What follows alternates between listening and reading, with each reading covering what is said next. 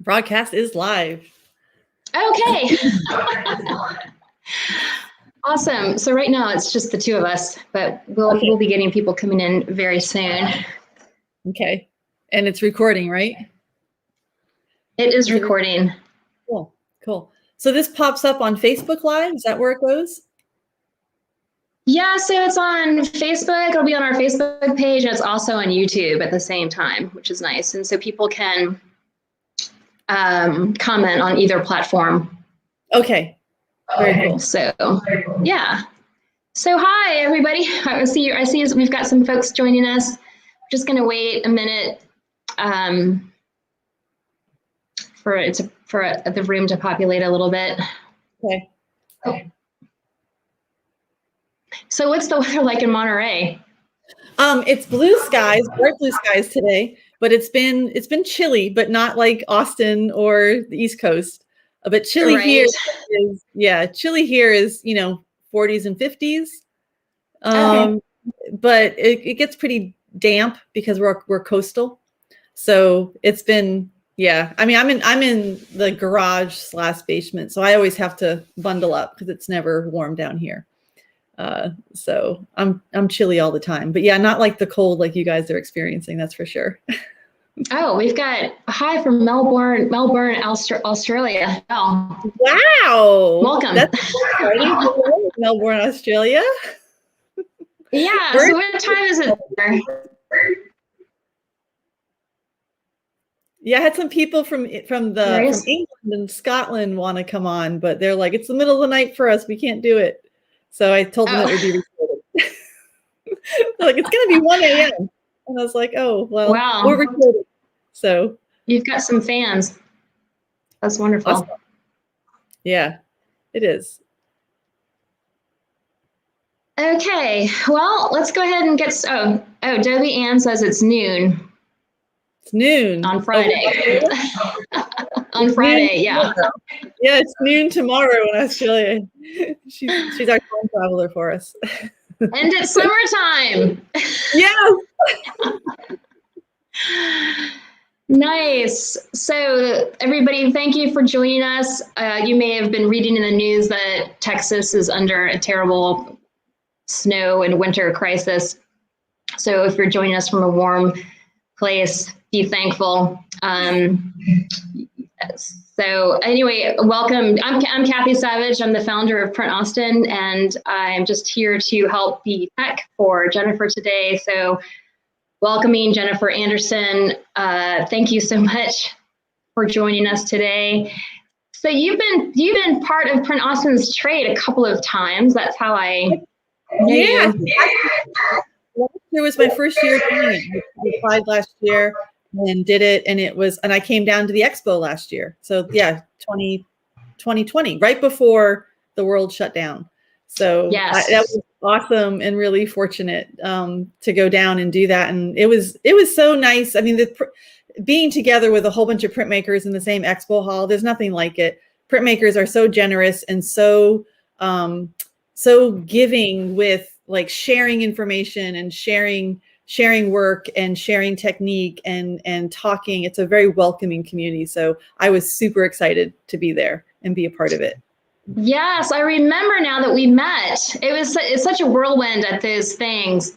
Yeah. I remember going around and saying hi to you. So yeah. Well, hopefully we can do it again. Yes. Crossing fingers. Yes. Okay. So I wanted to talk to you a little bit. Let me see, I should properly introduce you. You are a New England girl. I am a New England girl. Massachusetts. Yeah. Yep. Born and raised in Massachusetts on a farm. Yep. In the middle of Massachusetts. And I stayed in New England throughout young adulthood. And then my husband's job took us to Florida, took us to Vermont, and then took us out here to California. So we bounced around the country a little bit, but we've settled here in California for 14 years, which seems unreal.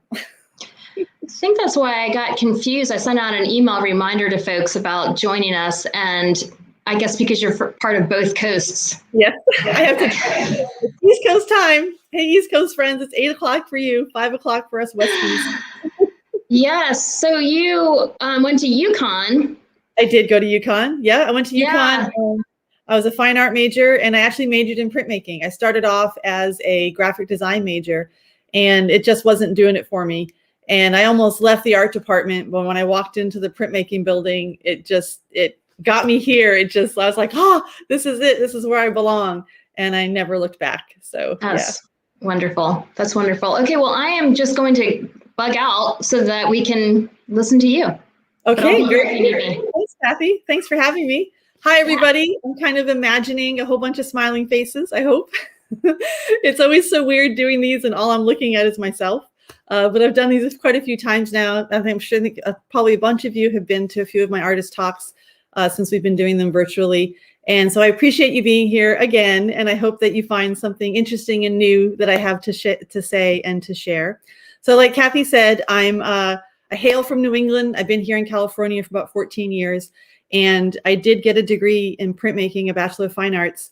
And it was back when traditional printmaking was pretty much what we were doing. And so I was very much trained in the traditional forms of printmaking. And what I mean by that is like a woodcut was a woodcut, and an etching was an etching, and a dry point was a dry point, and stone lithography was the lithography we did. We didn't even have, well, at the facility I was at, we didn't have plate lithography. So it was all very direct printmaking. And when I say that, I mean that we created our imagery right on the printmaking matrix, right on the plates, right on the blocks of wood. And so I kind of identified as and we additioned things properly where, if you pulled an edition of 10, they better be in a true edition of 10 where every piece is as close to the artist proof as possible, or the good to go. So I think a lot of that came from the teacher that I had. And so he really believed in just going right to the plate, right to the wood block, right to the etching plate, right to the stone, and just go for it. And that's an awesome way because you do get direct mark made. So a great way of making imagery because you do get that expressive initial drawing feeling of what you're doing. But what I found was what happened to me was that, you go and you start carving on a wood block, and about a third of the way through is when I really figured out what I wanted the block to look like or what I wanted the carving marks to be. Same thing with an etching or a stone lithograph. Like it was really a third of the way through creating the image on the matrix that it started to develop the way I wanted it to. But that was in my head that I had to work that way. So for years, that's how I worked. So I kind of continued on with printmaking, and I always considered myself a printmaker. I didn't delve into too many other mediums. I did a little bit of watercolor and I did a little bit of sketchbook work, but it was really just thumbnails and not really working with developing imagery except for on my printmaking matrices. And so if there's any non-printmakers out there, printmaking matrix, what I'm talking about is the actual wood that you carve or the actual copper plate that you scratch into, that you then apply ink to and pull an original print from. So I was very used to doing that. And I worked with it and I did it. And I worked with stone lithography for a long time when I was in Vermont. And then upon moving to California, I kind of lost my connection to any printmaking studios. So I had to, find other ways of making art, and eventually did acquire a press here at the house, a press here to work with in my own studio. But with limited facilities in terms of I didn't have a sink, I didn't have etching bath or anything. So I worked primarily in woodcuts and dry points, and so that's what I have pretty much stayed with for the past many years. But about 5 years ago or so, I decided to let go of my self-limitations of working directly on the printmaking block. I really wanted to really develop my imagery more because like I said, I just found like I was getting stuck in essence of wasn't able to develop the imagery that I wanted to. And so I started working in watercolors and charcoal. So I took out my watercolors so I could relearn color and get back in tune with understanding color because most of my printmaking was in black and white. And I took out the charcoal so I could really work with expressive drawings and really understanding my own mark making and developing that mark making as a language of the artistic voice that you want to express. And the only way to do that for me was to just dive in and use these different materials. And sure enough, and I wasn't doing it intentionally to like, oh, let go of printmaking, go back to printmaking, but it really took over. Watercolors and charcoals took over for a while, which was awesome. And then when I went back to printmaking, I was amazed how much my printmaking changed and how much better informed I was going to work in the printmaking mediums. And so that was really exciting for me. And I found it like my printmaking then informed my watercolors and charcoal and vice versa. And so it was a very, I guess, symbiotic relationship, you could say.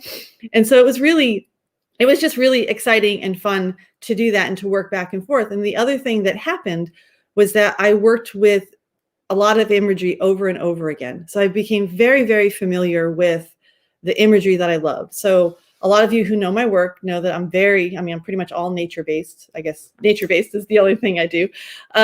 And so there's a few subjects like crows and ravens were like my go-to for many, many, many years. And then herons and egrets and owls and rabbits and foxes. Those are repeated subject matter that the more I work with them in the different mediums, the more I learn about them, the more I learn how to develop the images, the more I understand composition and form and how I can create those images in the different mediums. And it's been really interesting to see and watch it develop. So what I'm going to do is I'm going to show you a bunch of examples and kind of talk about them. And then I do have a little, not long demo, but really just show you how I kind of start doing a dry point print. So I guess now, Kathy, if there's any questions out there, I don't see the questions if you guys put them in the chat. But if you have any questions about any of that, what I've said so far, you can go ahead and put them in the chat or wherever it is that you put them in. And Kathy will highlight it for me and let me know, and I'll try to keep up with any questions as they come. But I don't see any coming in yet, which is fine. So, okay, so I'm going to show you here. So here is a sketchbook page, and I'm reversed, so I have to be careful. There we go. Okay. So here is Grateful Heron. And again, sorry, I'm on like a not mirror image of my computer. So it's everything, every movement I make is the opposite. So here's a Grateful Heron that I worked out in watercolor. And in my sketchbooks, I find that I'm really uninhibited in terms of mark making and doing washes and really exploring the image. I'm not worried about making mistakes. And so I tend to loosen up quite a bit in my sketchbooks. And this is just one example of a Grateful Heron. Here's another example of a Grateful Heron that's got an ink wash with it as well. And so you can see I really like to be loose and gestural, and there we go that way, and play around. Oh, this one over here, play around with the form. And what else can I do? Oh God, this is really hard to do this backwards. And what else can I do to kind of indicate that there's form there, or play with composition? Where is it on the page and what's happening? And so what that ends up doing when I work that way, and I think I actually have, oh yeah, here's some pencil drawings as well, this side, graphite as well. Maybe by the end of this talk, I'll get the backwards part of it. And so it's a lot of exploring. It's a lot of exploring. And what that does is that when I go to charcoal then, and I go large on charcoal, I've really kind of have figured out a lot of the way the form is created. And so when I go to charcoal and go large, I'm using my whole arm to kind of work the image. And I'm going to try to get this way. There we go. And in charcoal, the direct mark making is just so exciting and dynamic for me. I love it. And I love deciding, there's a lot of decisions on how much to leave in, how much to put in, how much to leave out, what to put in, so that the form is suggested, enough of the image is there so you know what's happening, but then our eye can kind of fill in the rest and understand what else is there. And the other thing I love about charcoal is the rich emotional black that you get with it. And so all these things, the watercolor, the charcoal, and then here's another large charcoal one this way, there we go. they really, they draw me in, and they get me really excited about the imagery and learning how to get that neck to look like it's curved and how to get the eyes right. Boy, the eyes are so important.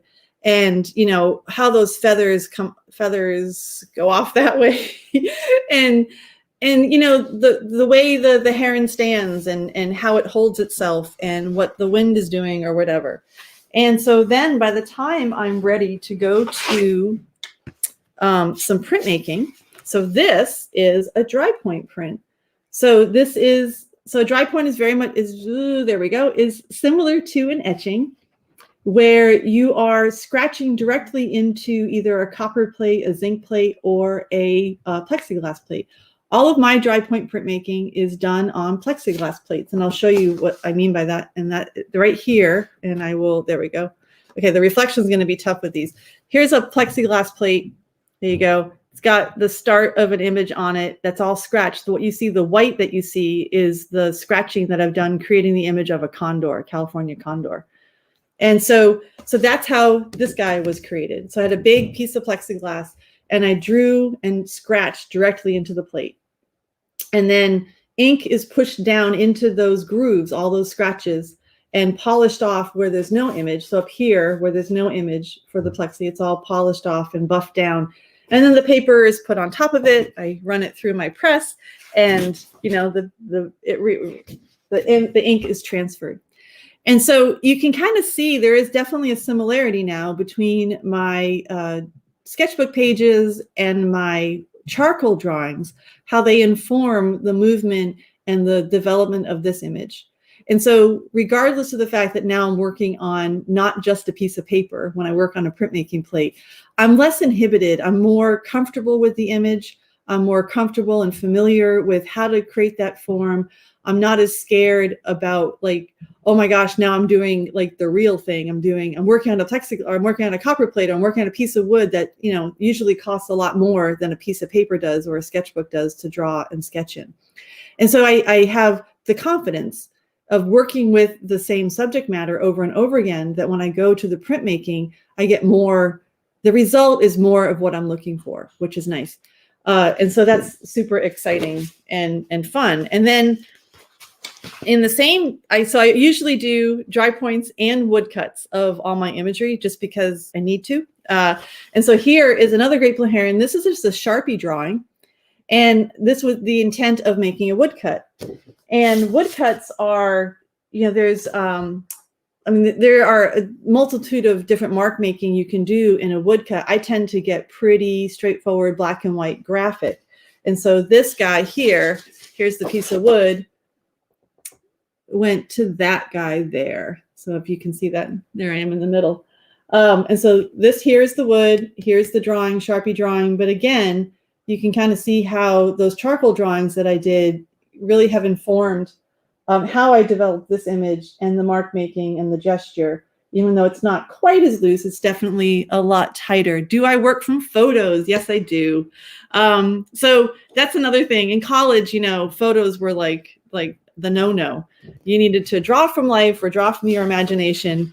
And it was really, I think that created, I mean, it's awesome, but it also does create limitations because you don't always know exactly what something looks like, especially the eyes and whatnot. I have a few photography friends who send me, they're amateur, but actually quite professional photographers, and they do a lot of bird photography, and they give me access to their photo archives, which is fantastic. So that's where a lot of photos come from. And I also usually will work from several photos for one image. Like for sure, this guy wasn't this guy in a photograph. This was, you know, I liked the head, the way a head was tilted for one of them. I think I had to like go find a foot that was curled up, and I just typed in like great blue heron foot curled, and you'll get all these images of great blue heron feet. So that's kind of, I kind of piece them together. So they're definitely more composite oftentimes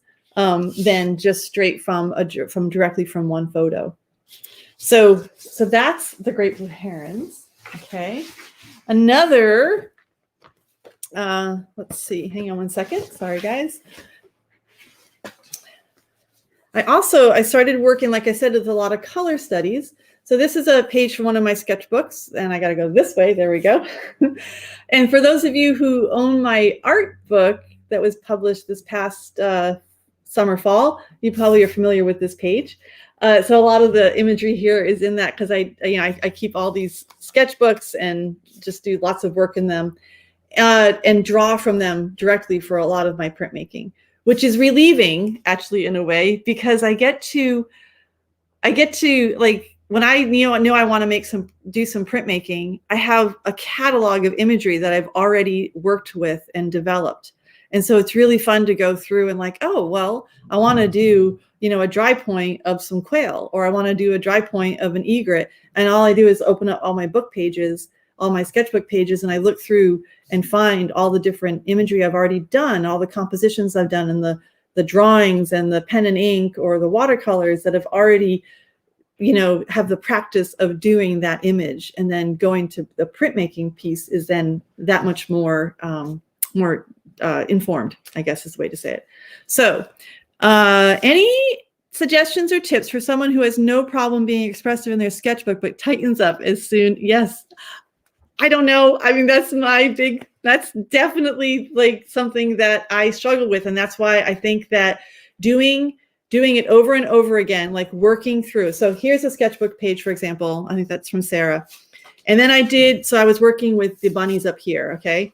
So then I did these oil studies because I knew I wanted to do an oil painting of these guys, which I haven't done yet. Here's another oil study.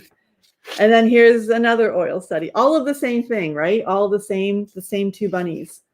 But then, because my hand is loose and my understanding of the form, there we go, is familiar. There's a familiarity that happens. When I finally go to a dry point print, I tend to have that muscle memory of being able to loosen up starts to happen. I really think it's mostly just doing it over and over again. So one thing that I found really helped me was repeated imagery. Like I said, I like to do herons. I probably painted and drawn herons hundreds of times. And that helps me when I do go to a printmaking plate. I have that familiarity with the subject. I'm comfortable drawing the subject so that I'm not thinking so much about, oh, I'm going to tighten up. I'm on the printmaking plate. Oh, it's just another heron. And I think I've thought a lot about that because that's definitely something I struggled with for a long time. I do all these great gestural drawings or have these ideas of what I wanted. But then as soon as I went to a printmaking plate, it tightened up and became this tight, non-expressive image, which was driving me crazy. And so I think maybe repeating your imagery over and over again and trying it in all different ways. Like you saw, I don't always draw the same heron pose. I draw them in many different poses. These rabbits, these bunnies, bunnies, these are all a similar image.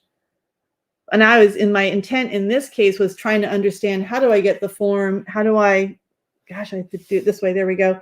How can I get their shadows? Do I want them overlapping? Do I want them to be seen overlapping? What am I doing with that background?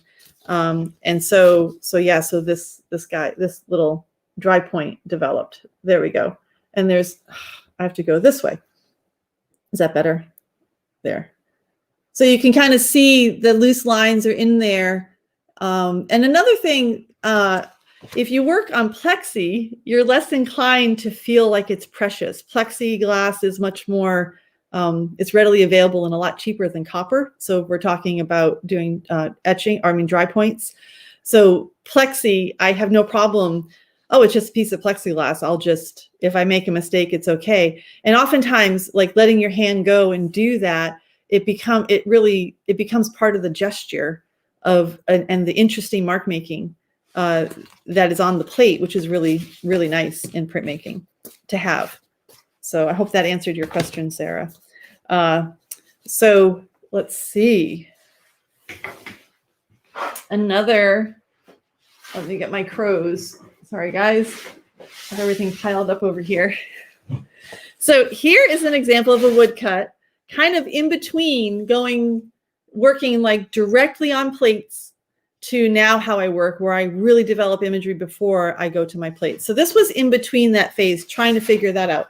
And this piece is okay. It's a few years old. It's not how I particularly work right now, but I pretty much I drew the crow ahead of time. I got it, got it on there, but I hadn't figured out everything else around here. And so that was all direct. And I'm not as pleased with all of that other, the rest of the composition, because again, it really wasn't what I didn't know what I was intending to do with it. So it's kind of interesting to look at this and then to see other work of crows and ravens that I've done more recently and how different they are, or just how other woodcuts look differently. So and I don't have another woodcut, but I have dry points. So with crows and ravens, here is a sketchbook page where I'm working with really understanding the form and the feather form and getting the shadows in there. And the nice thing about watercolors, of course, is that you can get that iridescent blue in there when you're working with crows and ravens, and just giving enough of a structure to see that there is overlapping things happening. And what I love about watercolor is that you're not really working, you can work with line, but I tend not to work with line very much in watercolors. It's the shapes and a lot of value and a lot of tone. And so then I also have, and so like I said, crows and ravens are a frequent visitor in my studio. This is a little oil on paper study where I wanted to simplify quite a bit and see what I could achieve with less information and see what would happen. And here's another oil on paper study where it's mostly silhouetted. And maybe some of you have seen some of my older woodcuts where there are just silhouettes. Here's another oil study where a little bit more, not quite as simplified as that first small one, but again, trying to simplify it down and see what would happen. And the dry points then are much more linear, but kind of, the same idea where I'm trying to get shape and shadow in there with the feathers overlapping and the wing feathers and the tail feathers overlapping. And so, but also being expressive and gestural in my mark making in here. So this is a dry point with chincolet, which is the tone, that's a kitty cotta paper, I believe. And so really pushing the dry point plate so that I would get some of that tone that you can get in a watercolor. And I use a lot of scratching with sandpaper on the plate to get tone that's almost like an aquatint if you were to do an etching. It doesn't last as long, but it does give you nice variation in tonal quality. And then here's another dry point image. And you can see, again, I tried to get some gestural drawings in there, gestural marks and mark making in there. And again, that's got chincolet as well. That's there's two tones of paper in there that are used. There we go. So awkward doing this with never mind. And then here's a larger one. And so these guys here, I think I did an oil painting that mimics this composition. And this one here, you can see there is a lot of line work, but also focusing on getting some of those shadows in for the feathers so they overlap without it being like individual feathers that are really drawn. A lot of the texture up in this area here, it's a layered print. So this one, there's a collograph that's printed first, and then I printed the dry point on top of that. So, but definitely you can see where like the direct mark making of the charcoal is informing all of these dry points, because I ended up falling in love. I mean, I spent one summer doing only charcoal drawings many years ago, and it kind of opened up my whole world in terms of mark making on dry point plates. It really, it changed things up for me quite a bit, which was super nice. So, and then another subject that I work a lot with, and I'll show you this because I actually have the same image done several different ways. So here's a barn owl that's watercolor. And for those of you who know my watercolors, it's I work a lot in this format where it's the bird with a lot of white background and suggested form. Not every single image, not every single feather is illustrated or drawn in, but I tried to use the texture of watercolors with salt and bleeds and whatnot to really develop the form and give the image the oomph, I guess. And here's another one of the same species, a little bit different approach where I actually did the background. So I was exploring that a little bit differently and a little bit different in the feathers now, a little bit more going on in the feathers there. But again, leaving a lot for us to finish down in this area here. Like we know the feet are there. I don't always love drawing bird feet. They're very challenging to draw. Anyone who, I'm sure there are artists out there who love to draw bird feet. I find them quite challenging. And if you don't get it right, it's really not right. So I often leave that for suggestion. And when I guess part of my reasoning behind that is because, you know, we see the birds out there, but we don't always see every part of the bird. And so we know we know the feet are there. We know it's resting on something. And so leaving that for the viewer to kind of finish is kind of a nice approach. So here is, actually, I just have them facing each other. There they are.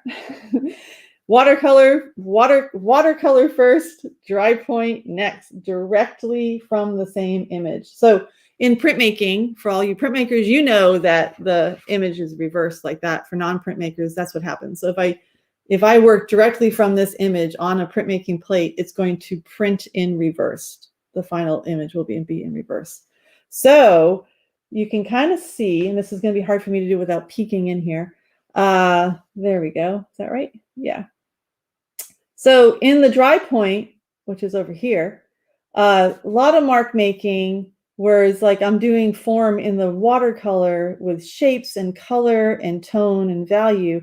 And in the dry point, I'm forced to really figure it out with line and line quality and mark making and trying to get tone in there and really, really scratching hard into the plate so I get those super rich blacks, which really bring out and make the eye pop and make the feathers really pop down in here. Oh, sorry. So yeah, you can kind of see all that. There is a little bit of color added. So I do, and this is kind of fun to do. This is actually printed on watercolor paper, not a super heavy watercolor paper, but it's printed on watercolor paper. And that allows me to go in and put some little bit of washy color in afterwards if I want to. So I don't only work in printmaking paper. So dry points, believe it or not, as long as you soak the watercolor paper really well, you do get a good result printing with the print, which is nice. And this one isn't as successful, but here is the same owl. There we go, as a woodcut. And so you can see how the medium really can dictate the approach to the image making. Here you can see down here where some of those gestural lines, when I draw with Sharpie for my woodcuts, right onto the block. And, you know, because I want that looseness of a charcoal, a lot of those lines are in. And so I sometimes will carve them. And so that's where those came from. But you can see I definitely did a lot more involvement in all the feathers as opposed to, you know, the dry point where it's the idea of the feathers is there, but not so much development in the feathers. And certainly the same case for the watercolor. And so, and actually I think, oh, so they're not exactly the same ones because this guy, his belly is front. This guy, his back is in this is all his back. So that's why there's actually a lot more feathers too. But same kind of approach with the face. There we go. Where the details on the eye are super important. And I always focus on that because that's where I want, you know, the viewer's eyes to go and to land and to be. So that's just a black and white woodcut, straightforward. And this is just printed on, it's the lightweight Reeves cream colored paper. So it's not the harsh white one. And you can actually see back there, and there. Okay. So there's an older charcoal drawing of a fawn. And then a few years ago, two or 3 years ago, I created this large woodcut, pretty much same size woodcut of the fawn, which actually has some hand coloring in it. And so you can see how, I mean, they're mirror images of each other, but that's another example of me going from charcoal to woodcut to printmaking. Okay, let's see, I've got some more. How we doing out there? Any more questions? You guys can just pop them up. Kathy pops them up for me. And so more owls, and this is just interesting because it's a few more owls. So what is your favorite paper and ink to use for your dry points? So for dry points, like I definitely, one of my go-to that I always have in the studio is Reeves BFK. It's a pretty standard, not super expensive, attainable, nice, heavyweight printmaking paper. My favorite ink, so it depends. There's a few different ones that I use, and sometimes I'll use a combo of them. I like the Charbonnel that comes in the tube, and it's just an etching black. I also like Graphic Chemical used to have a couple that I really loved, but they don't make them anymore. I don't think they do, but Etching Vine Black was one. And Portland Black from Gamblin is really nice. I think it's Gamblin. There's a few different ones, and I have a few different things. And for dry points, because you have to rub so hard, like there's a lot of buffing down you have to do. The stiffer it is, the much more difficult it is. So like I think it's Portland Black that might be super, super stiff. So I will sometimes do a combo. I'll do a little mix with Charbonnel and Portland Black and get that mixed together and use that. But it really depends a lot on what I have in the cans and what's available, because I have a few different cans that I'll try this one, I'll try that one, and I end up, depending on how stiff it is, I'll add one of the looser ones to kind of get it going. So if that makes any sense, I hope. But for my woodcut prints, I love Speedball. I know it's like they have their professional oil-based ink, and it's just, I love it. It's one of my favorite inks. It dries really nicely. It prints nice and flat and clean, and it's not super loose. It's not super stiff. It's a nice one. So, okay, so here's another owl. This is oil on paper. Actually, hang on a second. If I can find the owl. Here she is. Sketchbook. So this one here, I started in the Sketchbook first. So that's graphite, and it's actually water-soluble graphite with a watercolor wash in the background. I don't want the reflection to be too much. And again, working and getting familiar with the image. So I have a lot of owls in my sketchbooks as well. And then I decided, okay, I'm going to do it in oil and just see what happens. This is oil on paper. And, where your approach is quite a bit different when you're using an oil brush versus a graphite stick in watercolor. You really have to be pretty deliberate with those, with the brush. It's so different because the watercolor does this bleed and it gets all bleedy and you can kind of manipulate it around. And when I went to oil, it's just it's a different medium that you have to, build your image quite a bit differently. And so here's a couple of the barred owl in oil on paper. So again, playing with not too much detail in the feet on that one. The suggestion is there, really focusing on the eyes and the face, and getting those so that they're where your eye go, but yet enough of the image, the rest of the image is there. And here she is as a woodcut. And so pretty much, same owl in terms of species, but not same drawing. So again, the familiarity of the familiarity of the image of the species is what helps me go from these guys, sketchbook work, to these guys, to then woodcuts or to dry points. And so, yeah, so this is a multi-plate woodcut here. So the blue was a blend, and then there's some brown in there. So it's I think it's 3 different plates. And then the black is the key plate. And you can kind of see, there we go. There's some of that expressive stuff when I kind of oh yeah, I want to make sure I leave that in there. I do that, and over here as well, and try to be really, clear around the face, but there's a lot of detail in with the feathers as well, which I guess I obviously tend to do that a lot more with the woodcuts than I do with the other ones. And I have it as a dry point. Surprise, surprise. Much bigger, but there we go. There's a dry point. And a lot of the dry points that I'm showing you today are not necessarily the final prints. A lot of the final prints have flown off to new homes. So a lot of the ones I'm showing you are they're all proofs. So they might not be the final version. So that so I'll go back in if I felt like this over here needed more work and more oomph. I think I probably went back in. I think the face printed pretty light on this. But there is a nice dry point, and that's where the drawing with the charcoal really comes through with with really informing the drawing of a dry point. And so, and that's, again, this was on Rees BFK. This is a Rees BFK piece of paper with black ink. So yeah. And I have another owl. So here's another little sawwhet owl. Again, my very characteristic of my earlier style of watercolors. I still do these, but not quite as much as some other things right now. But this is a little sawwhet owl. I'd actually done a drawing of this guy that went off to a home in charcoal, same sleepy sawwhet owl, and then created a dry point of him or her. Not exactly the same size, but almost pretty close.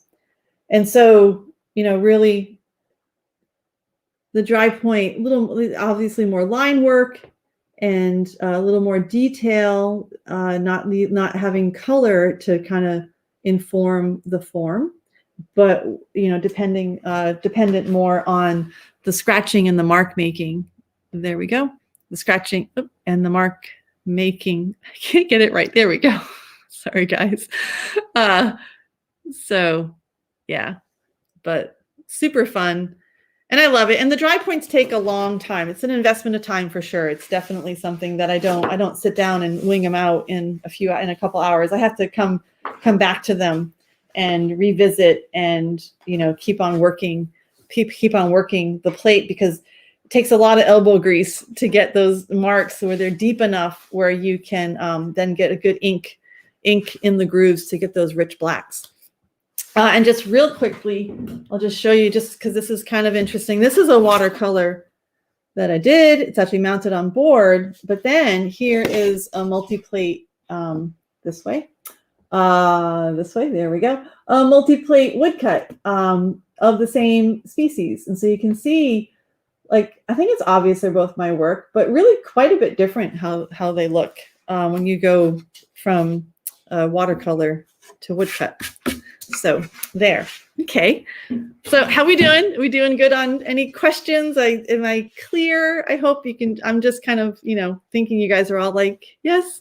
Let's see. What tools to use for your dry point? That's what I'm going to get to right now. Awesome. So what I'm going to do now is I am going to show you how I go from a piece of plexi and I start scratching and drawing the image. And so I'm going to switch over my camera.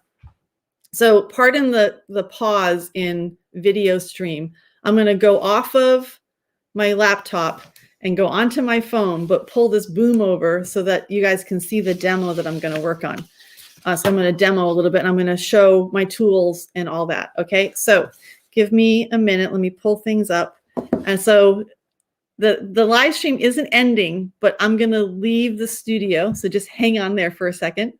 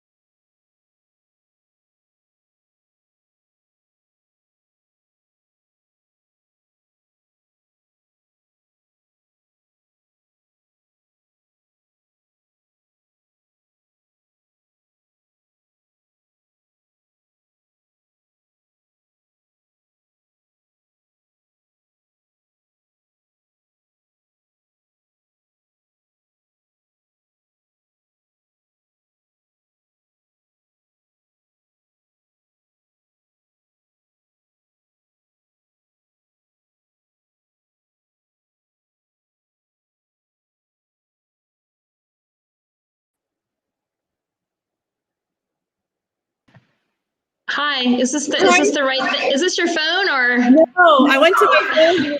It didn't answer, so I came back here hoping you were here. Oh no, I'm here. I saw it and okay, try again. Okay. Why don't you leave this one on while we try on your phone? Yeah. Sorry, everybody. Okay. All right. So actually, I can ask you a question. Yeah.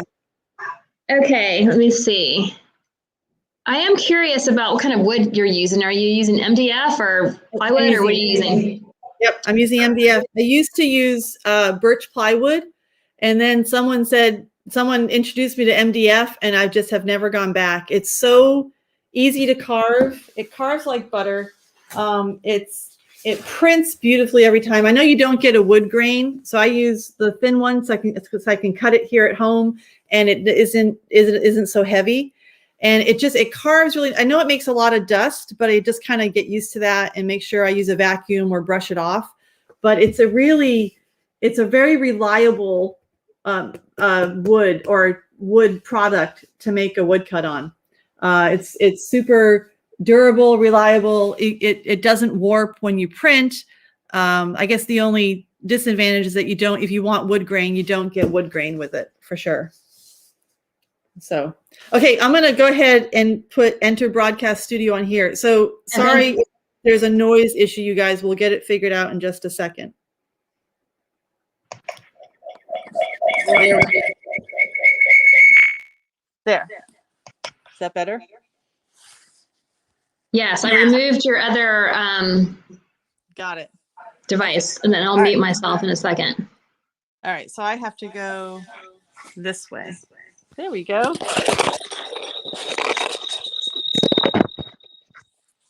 that right? Hey, there I am. Awesome.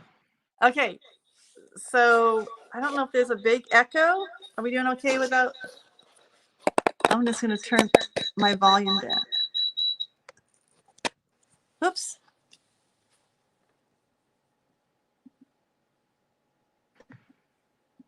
I think the second device is what was causing the problem. So we're just going to use your phone, if that's okay. Oh, okay. Got it. So I'm not on the screen anymore? No.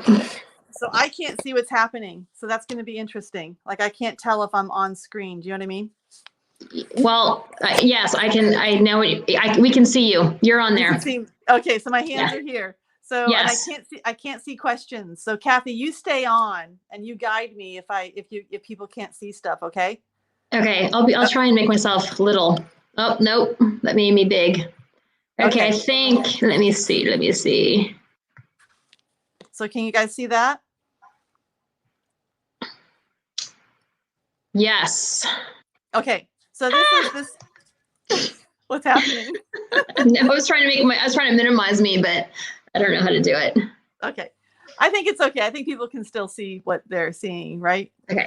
Yes. Okay. So like I said earlier, I use plexiglass for my dry points. It's readily accessible. It's cheap, and I feel so much less inhibited than going onto a zinc or a copper plate. And so here you can see this is a partially done California condor that I'm working on. And the white is actually where I've scratched. And so what I do, so here's a blank plexi plate.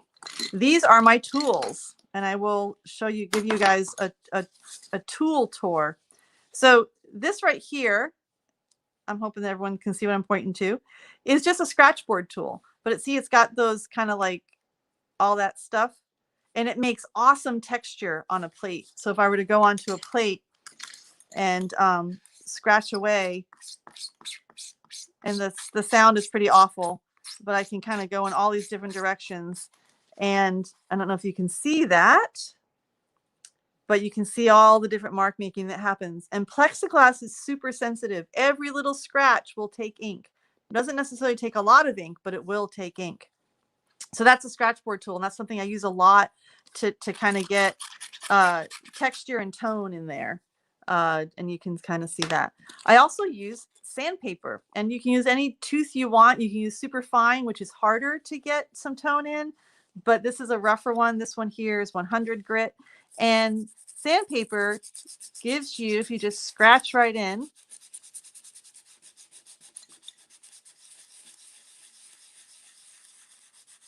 like that, you can see it's all kind of, that's all a tone. That will print the nice grays.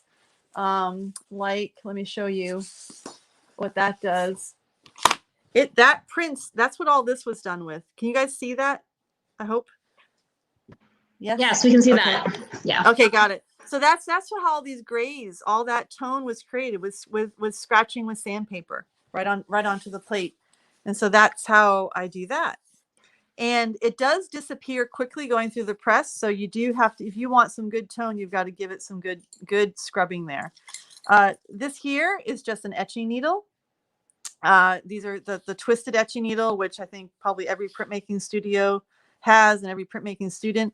And for me, and pardon the noise again, the scratchy stuff. If you're going at an angle, the more angled and the harder you press, the more rough the line and the whiter it shows up on your plate. But the blacker it'll be, the more ink will catch on that really rough line. So the more of an angle and the harder you scratch, you'll get a really rich black line. And that is how I would get, say, things like this. You can see that the fuzzy quality to those lines there. And that's really characteristic of a dry point. And so here as well. So what happens with a dry point is that you're pushing the material, you're pushing the matrix material around. You're not necessarily removing it completely like you do on an etching. And so the ink catches on the edges of that fuzzy pushed material that's there. And on a zinc or a copper plate, it's called a burr. And it actually curls and the ink gets caught underneath it. And sort of the same thing happens on plexi, but I think the plexi the plastic just kind of pushes and gets really rough. And you'll feel it. You can feel it with your fingers when you do it. And it's really, you'll know if you've got really good, rich lines, because it's much more like, this is super smooth, but this, I can feel the edge of it, which is pretty cool. So that's just a regular old etching needle. This is another etching needle, just a different brand, but same idea. You kind of can scratch in and get your mark making in there and light, and you can do cross hatching, real fine work. And then again, if you push super hard, sorry about the noise, I know that sound annoys a lot of people, you get rougher stuff. But my favorite tool is this one right here. And this is a diamond tipped, it's just a dry point tool. And I don't know, I'd have to find out the make of it, but this is my favorite one. And I don't draw as hard with this one, but you get absolutely beautiful lines. And I have a lot more control when I work with this tool. So I can go from really light but very deliberate mark making and really build the image if I want to go and get some real fine tuning in. So I'll work with this when I'm working on eyes and faces and areas that I really want a lot of control with. When I don't want to have a lot of control and I want to get those gestures, I work with this tool here, and I really just let myself go and just kind of let it work through it. So you'll see I have black paper, and I've just been kind of working with that. So here, I hope, right, I can't tell, right there maybe? Okay. Yeah, no, we can see it. Yes, that's right. Yeah. Okay, good. So there's an Avocet pen and ink drawing with watercolor. And what you can do, and this is what's really cool, is you can just put your printmaking plate right on it. And I could look through this and say, okay, oh, I want to do this great blue heron, or I want to do, this feather over here. And so this is one approach if you want to kind of have a guideline. And this is an advantage of working with plexiglass. You can put it right on top of something you've already drawn. And I do this, and what I will do is I will then just kind of get the general idea of the composition. I don't necessarily trace the whole image. I definitely don't trace the whole image, but I kind of get in some mark making that tells me because I've already worked out the composition. This is my drawing. This is my painting. I've already worked out this composition and this form, you know, all the numerous times I've done it in a sketchbook or on watercolor paper. And so I can really just kind of take that and say, okay, well, that's going to be the base of my plate. And once I feel, and then I can kind of look at it, oops, sorry, here. And I don't know if you guys can see it. I didn't do it super dark, but you can see now where he's shown up, or there she is. And then I will use that drawing as a reference. I'll use other photographs as a reference. And then I will really start to develop the image. So then I'll go in and I will kind of work through and start to create the image so that it really shows up. And I work on black paper because if you work on white paper, you can't see anything. So I work on black paper. So for any of you who have taken a workshop with me, you know this method because this is what how I teach it. If anyone's here from my Sitka workshops. And so, yeah, that's what I do. And that's pretty straightforward. And then I would go in and I'd say, okay, well, there's, you know, his chest is an area that I want to have some tonal mark making in, and I'll bring that in. The only disadvantage I find with working with plexiglass is that once you ink up, like if you want to, oh, I'm anxious to kind of see what it looks like and you want to ink it up, you lose all the white. Like no matter, like you can ink it up, you pull a proof, but then when you go back to work on it, it can be really challenging to kind of revisit it like this because you don't have the white anymore. The lines have all been inked in, and no matter if you clean it, they'll never be white again. So what I usually tell most of my students is push it as far as you can the first time you go for it. Like just push it as much as you can with your initial drawing so that when you do have edits or when you have changes or additional drawing to do, you've really brought it to where you want it to be, or for the most part. And so, and I'm just kind of darkening this in here so you guys can see it a little bit better. And I'm using the fine dry point tool. I mean the diamond tip tool to get that in there. I do have a question for you as you're working. Yeah. Elizabeth Hoffman wants to know, is it easier to work larger or smaller with certain mediums? Oh, definitely. The larger I work, the more expressive my work becomes. And hi, Liz, glad you're here.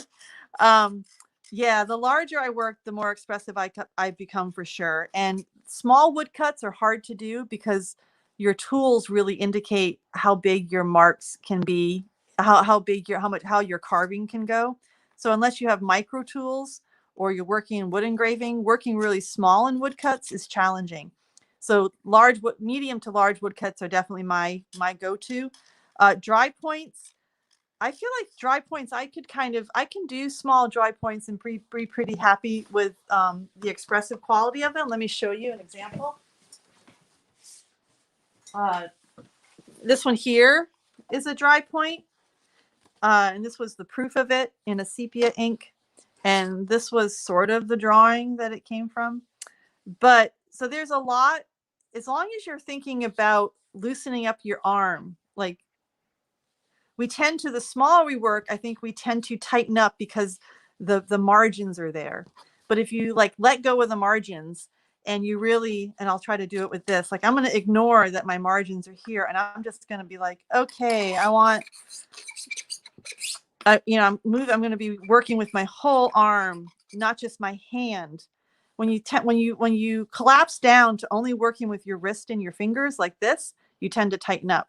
So that's where the charcoal drawings help you learn working from the shoulder and using your whole hand and your whole arm. Your whole arm in the creating the image. So that's kind of how I do it. But I get tighter the smaller I work for sure, and I have to remind myself to, okay, loosen up. Like this is, you want to bring that fresh, expressive component to your printmaking. I mean, I do. So I'm talking to myself here. I want to bring that expressive component to my printmaking that is existent by course of the medium in charcoal. And so that's where to do that. I hope that answered the question. I have a question for you. How many prints do you normally get out of your dry points before they start to deteriorate? Yeah. I think I can get easily 10 for sure. Oh, that's pretty good. Yeah. Yeah, and occasionally I'll go back in with the plexi, and if I feel like there's an area that like I want that really rough edge to be back and bring that high contrast edge, I'll go back in and just like bring in one or two kind of places, because what happens is every time you put it through the press, as any printmakers know, that roughness of the plate gets pushed down from the pressure of the press, and so less ink catches on that dry point edge, on that edge of the lines that you've created, of the scratches. And so just bringing it back, actually, you can bring it back pretty well with not really interrupting the addition quality at all, which is nice. So, yeah. So any more questions? You can ask me anything. I don't see any in the queue. Okay. If you have a question, now is the time. That's right. Yeah. So there we go. So is this a pretty, can you see this, Kathy, pretty well? Do you see what I'm doing? Yes. Mm-hmm. Okay. Very cool. And so here I'm just using the regular etching needle, and I'm used to the noise. I haven't had too many people like be annoyed. I think there was a teenage class I did one, and one young woman couldn't stand the scratchy sound that was happening. Oh, right. But you get used to it, I guess. Yeah. So here's a question about ink. When you're putting your ink on, I've seen people do different ways. They use a card, they use a dauber, they use a toothbrush. How do you do it to be able to get 10 prints? Oh, okay. So I use it's like a card, but it's the let me grab one. Hang on. It's a do you guys know Bondo? Bondo is it's an automotive repair medium, and it's where they fix like dents and stuff, and they'll fill it in with Bondo. And this is like a squeegee. This is cut. So the squeegee comes, it's like about this big or so. They come in different sizes, and they're plastic. And they last, it's like working with a card, like working with a piece of mat board, but mat board just disintegrates immediately. It drives me crazy. This has a nice thin edge here. So I take my ink and I push it like this. And the more upright I am, the better with my card. And I pull it across, and the ink all is pushed down. And then I use, so I've got, it's covered for the most part. And you also want to like focus on pulling up the ink where there's no image. So where there isn't image area, where there isn't any image area, you don't need a lot of ink on there because it's just going to get wiped away. You really want to focus your ink being pushed down into these grooves. And instead of doing it at this angle is better because it really gets the ink down into those grooves, well, which is what you want, and all along those scratchy edges. Then I would take my tarlatan and buff, and tarlatan is a starch cheesecloth type material, and buff it all down. And then I'm pretty traditional. I like using the hand wiping, where I then wipe and polish like this without a glove. And I know that's not a good thing, but I need that tactile touch to know that I've got it where I want it to be in terms of ink. So that's how I would do that. Yeah. So this thing here, you can get it from your local Napa or automotive store, and I believe it's called Bondo. And again, this is cut, so the pieces are usually this big. Sometimes they're bigger like that. So that's what I use. I'm sure there's a lot of different ways of doing it, but that's how I do it. We have another question from Debbie Ann. She wants to know if she can do a dry point without a press. So I have seen some people do it. There's a pin roller that's pretty. So the thing about a dry point is that you need a lot of pressure to get the paper to push down into those scratches. And I have never printed one without a press. I should try it. I know there are there's a special pin roller. It looks like a big rolling pin, but it's super, super heavy. I've never used one, but I've read that can be used for mono prints and dry points. I use a lot of pressure on a dry point because you really need that paper to be pushed down into the scratches that are there. And so I don't know that you could do it by hand. There is a grit. Yeah. So I don't know about for a dry point. There's a lot of printmaking you can do without a press, but dry point could be pretty challenging without a press because you need that pressure. There's these glass barons. I don't know if you guys have seen them. Let me grab it. I will say that during Print Expo's conference recently, we had a demo on how to do a dry point using a caster, like caster that's under your chair. So that may be something to check out. We haven't released the video yet. We've been distracted this last week.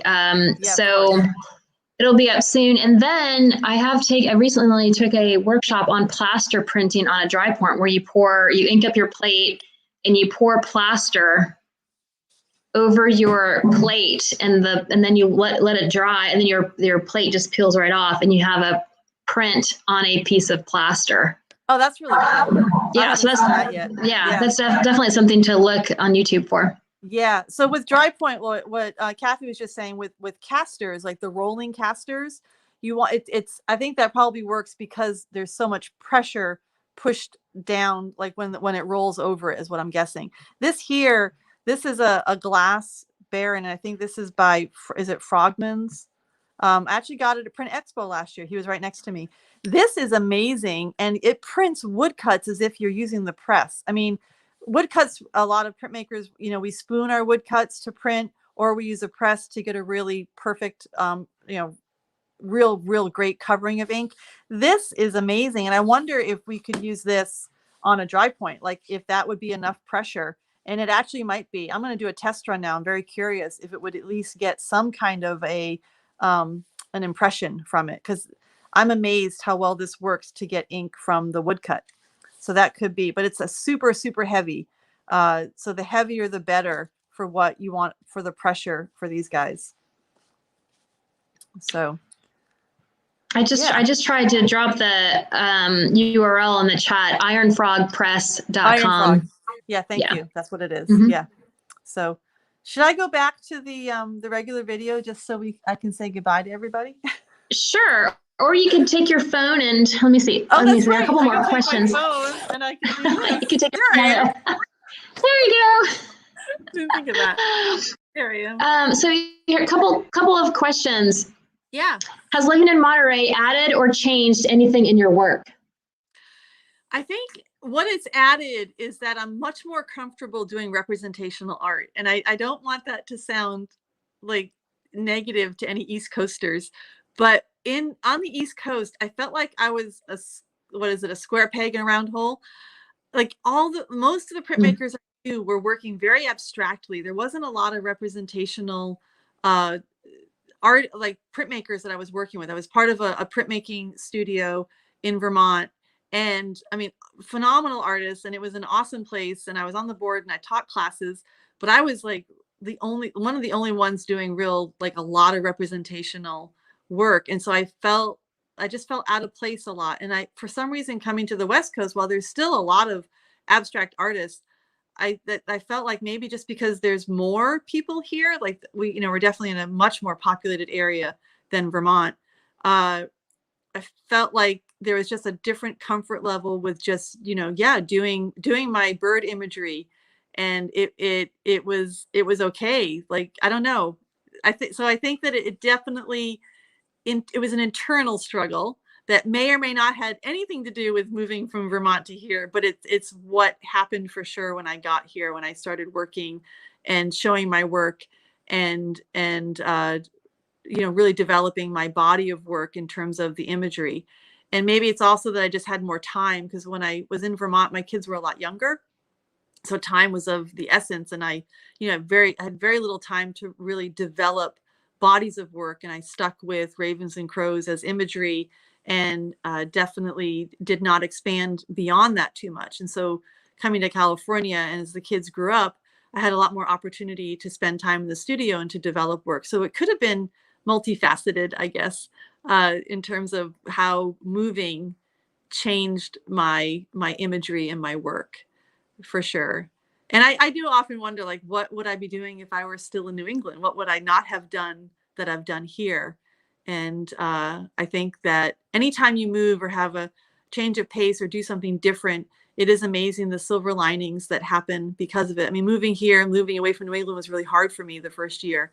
But then once I got into the groove and this became familiar and comfortable, a whole bunch of growth opportunities happened for me as an artist, for sure, including like the biggest one of my career so far was getting into the gallery at the Carmel Art Association. I mean, that was just a huge thing that I never would have had the opportunity for if I had stayed in New England. So, right. Yeah.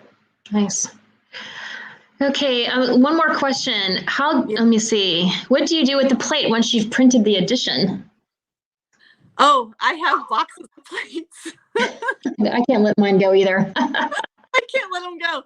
I don't even mark them. You know how you're supposed, if you do a true edition, you're supposed to slash your plate or whatever, or destroy it so that it can never be editioned again, or a print can be pulled from it.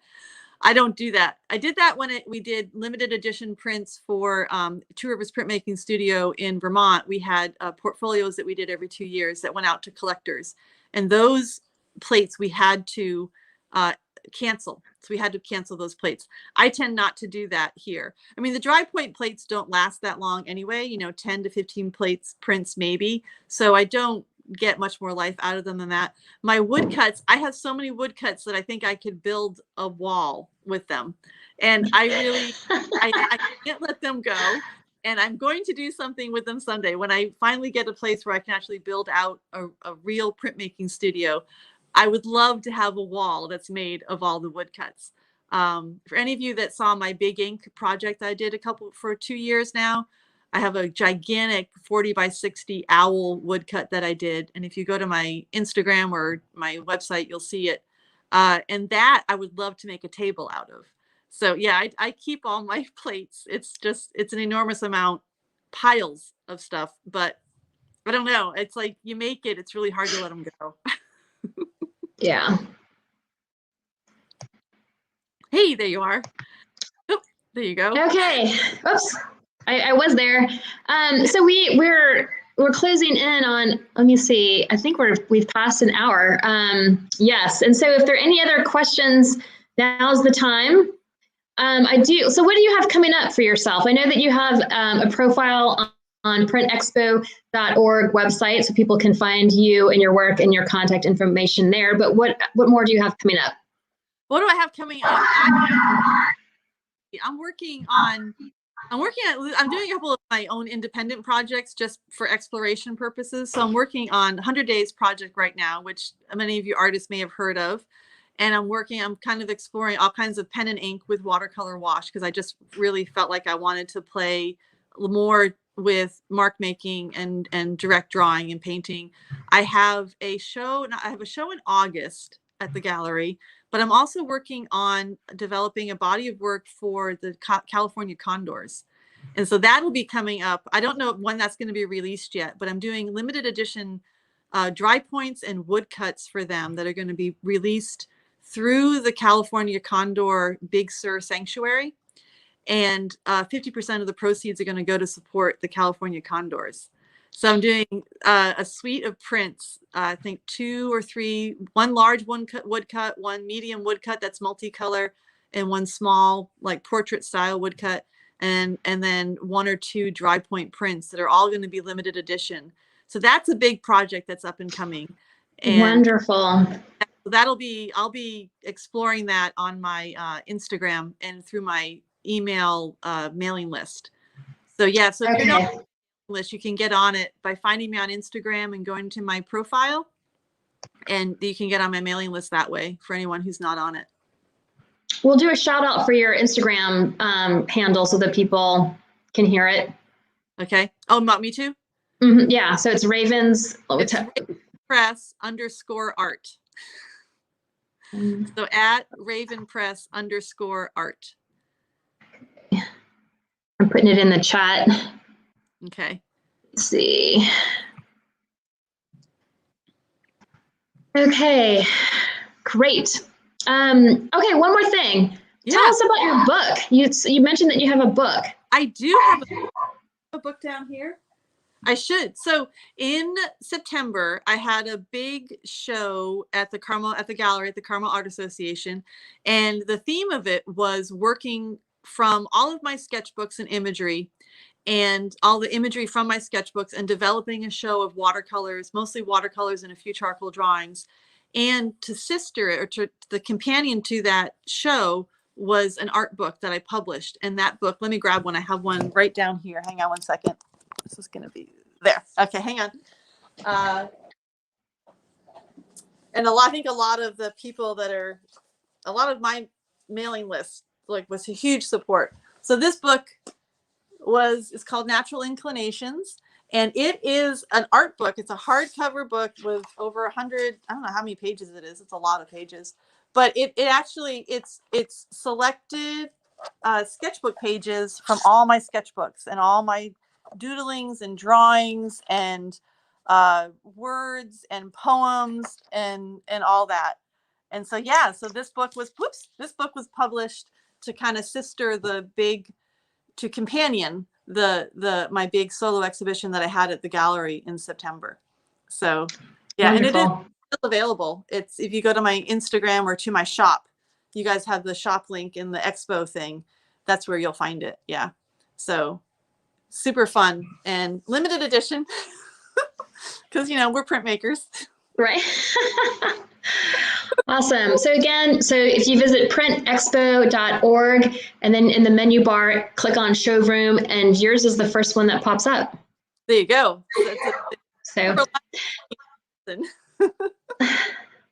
Well, thank you so much for doing this. So appreciated. I was really inspired by your talk. As a printmaker, I get really keyed up, and I'm not very loose. I'm just so tight when I transfer my images to my block. And I've been, anyway, it was very inspiring to hear the way you work, and I'll be taking some of that with me. That's such a common thing for everything. It certainly haunted me for years. And I really had to let go of that self-imposed limitation of, okay, this is the block, or this is the real thing, and you just automatically tighten up. And it's a mental effort to let go of that, and to also really be deliberate with repeated drawing and painting of the subject matter in many different forms. And I really noticed the difference when I started doing that. My printmaking just opened up in a different way. So it's wonderful. Yeah. Yay. Okay, well, thank you very much. Thanks for being here. Thanks everybody for joining us, and we'll see you on the other side of this storm. Awesome. Thank you, Kathy, for coming. Thanks. And I'm looking forward to seeing myself. This will be recorded, so that'll be fun to revisit.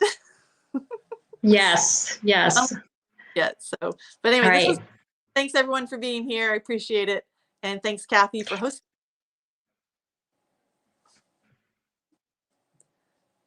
And you're gonna